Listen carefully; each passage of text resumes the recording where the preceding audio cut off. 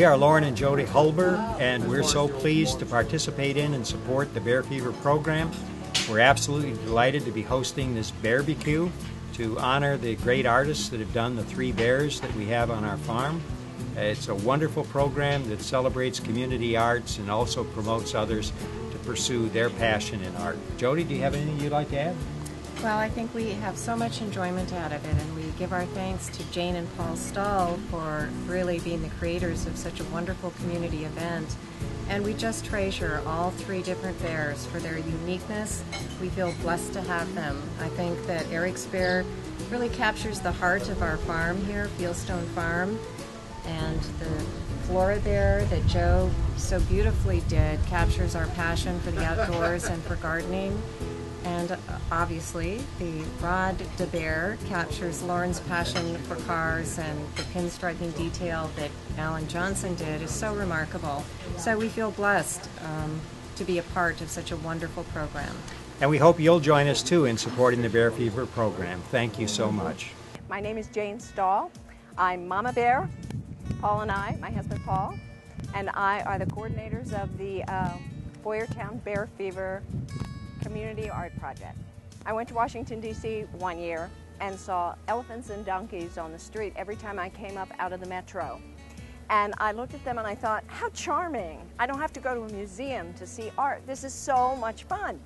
So I came home from my visit to Washington, D.C. and I said to Paul, Paul, can we have bears on Boyertown? And he rolled his eyes and he said, what, are you nuts? Do you have any idea how expensive that is? But 24 hours later, I came home from school. I'm a public school English teacher for 35 years, and I came home from school and he said, you know what? I think we can do this. I went online, I found a company. Check with your people at school to see if they think it's a good idea. I'll check with my people, because he's a marketing consultant, to see if Boyertown would support a public art project like that. And within another 24 hours, we decided that it could be done, and he predicted that that Boyertown could afford between 40 and 60 bears. Loren, we have 61 bears and looking at building another couple of bears in the next year. And then what happened, I have to tell you this, is that we were initially going to do it as an adult kind of project, but at school, the the pupil services director knew that I was, had an idea now and then, I needed funding now and then, and I happened to see him in the office one morning, and he said, Jane, I have a little money for you. Do you have any project you're interested in doing? I said, oh my God, yes. He said, well, here's the deal. It's got to involve the community working with the kids.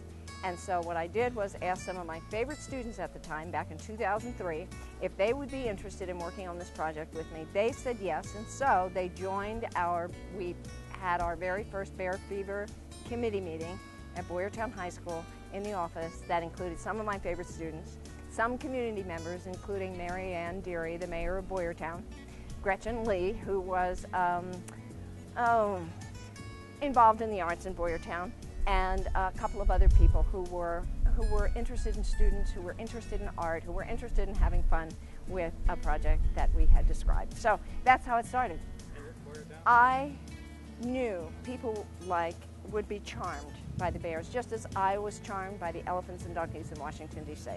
But Boyertown loves its Bear Fever bears.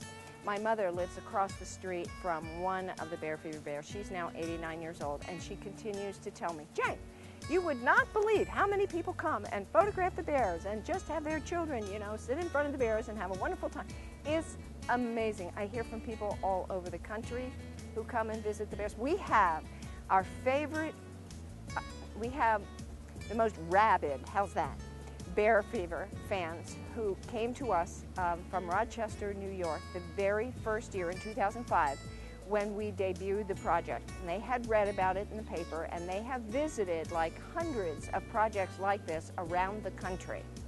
And they came to visit Bear Fever in 2005 when we debuted it. They have come, Loren, every year since to visit whatever new bears we've got on display. And so, I will probably be emailing you and seeing if we can come and visit Flora and see if we can visit Rod with these Bear Fever fans. The community loves it. People from all over, even though they don't know us, love the Bear Fever Project. It's just been an amazing, amazing project in Boyertown. I had no idea. Contribute to Call the me. program. Well, how do they reach you? They call me at 610-367-8066, or they visit our website, bearfever.org, and there is information on there about what the bears cost and how to get involved. But calling me is the best thing, because then we talk about it and see what they want to do. And is there anything else you'd like to add about the program? I just am amazed at folks like you. You probably are second, maybe first, Bear Fever fans with 3 Bear Fever bears, one in each style.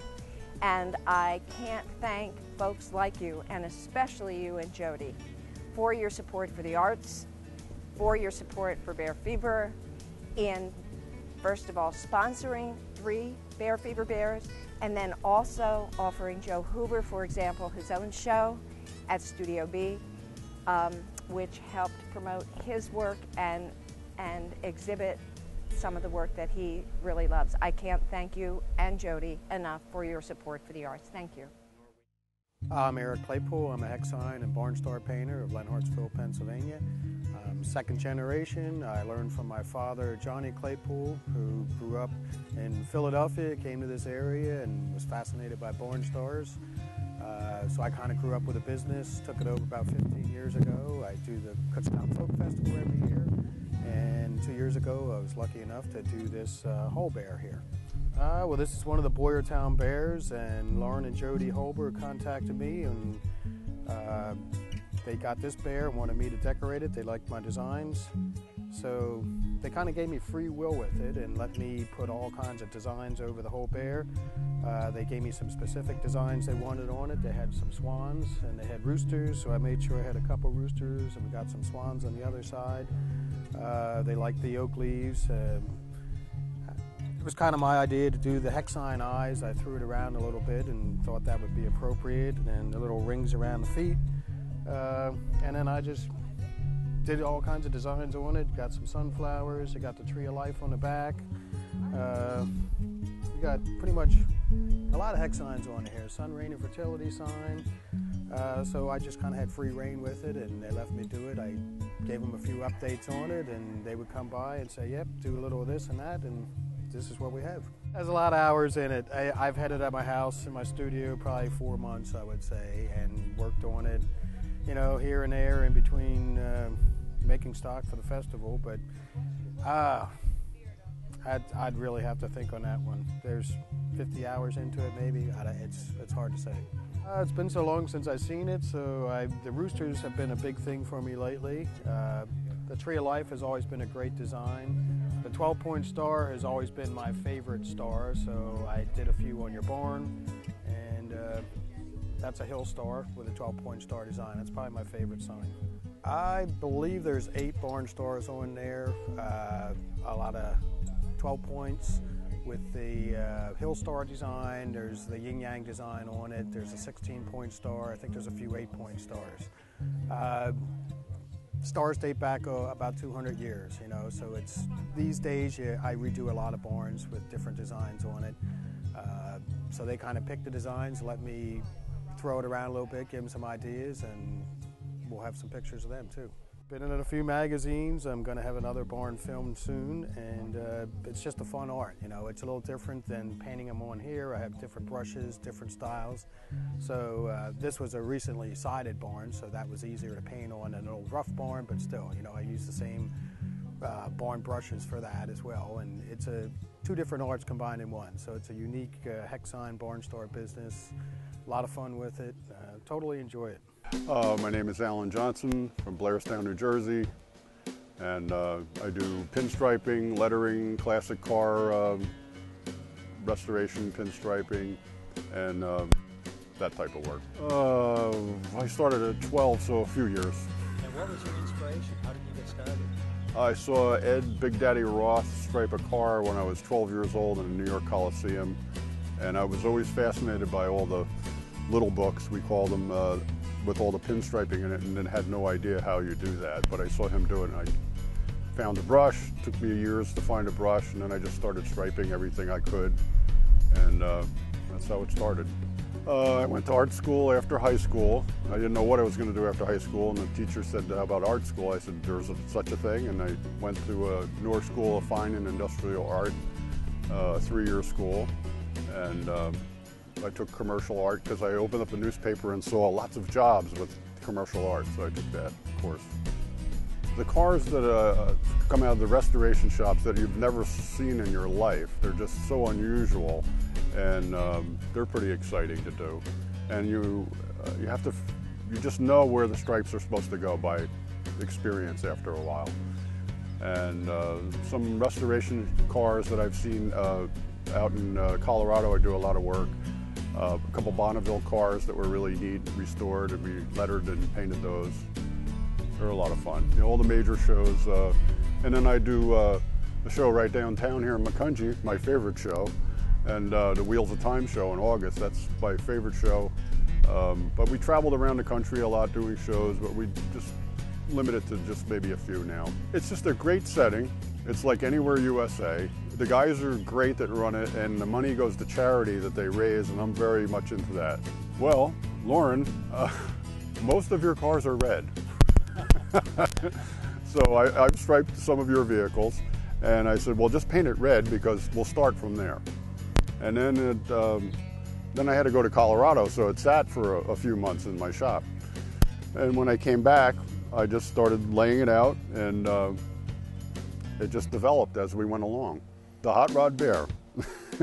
Well, every step of the way was a new adventure, and it just was experimental, as usually happens with these things. And I just love that, because you never know what to expect. But I saw this area here, and I said, that needs to be a scarf. That's so large.